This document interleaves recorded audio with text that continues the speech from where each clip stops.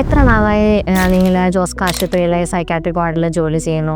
ഞാൻ ഇപ്പോൾ 12 വർഷമായിട്ട് ഇവിടെ സ്റ്റാഫ് നഴ്സായിട്ട് ജോലി ചെയ്യുകയാണ്. നിങ്ങളുടെ വർക്കിംഗ് എക്സ്പീരിയൻസ് ഞങ്ങളുമായിട്ടൊന്ന് ഷെയർ ചെയ്യാമോ? ഈ 12 വർഷത്തിനിടയ്ക്ക് ഇവിടെ ഒരുപാട് രോഗികൾ ട്രീറ്റ്മെന്റ് ആയിട്ട് വന്നിട്ടുണ്ട്. അവർ വരുമ്പോഴുള്ള അവരുടെ അവസ്ഥയും അവർ ട്രീറ്റ്മെന്റ് ആയിട്ട് ബെറ്റർ ആയിട്ട് പോകുന്ന അവരുടെ അവസ്ഥയും നമ്മൾ കാണുന്നുണ്ട്. പിന്നെ അവർ ട്രീറ്റ്മെന്റ് എടുത്ത് വീട്ടിൽ ചെന്ന് കഴിയുമ്പോൾ അവരുടെ കുടുംബാംഗങ്ങളുടെ സന്തോഷം, പിന്നെ അവർ ഫോളോ അപ്പിന് വരുമ്പോൾ ഉള്ള അവരുടെ സന്തോഷം, ഇതെല്ലാം കാണുന്നത് തന്നെ ഒരു നല്ലൊരു എക്സ്പീരിയൻസ് ആണ്. ഈ സൈക്കാട്രി വാർഡിൽ വർക്ക് ചെയ്തപ്പം ചേച്ചിക്ക് ഉണ്ടായ വെല്ലുവിളികൾ എന്തൊക്കെയാണെന്നൊന്ന് പറയാമോ?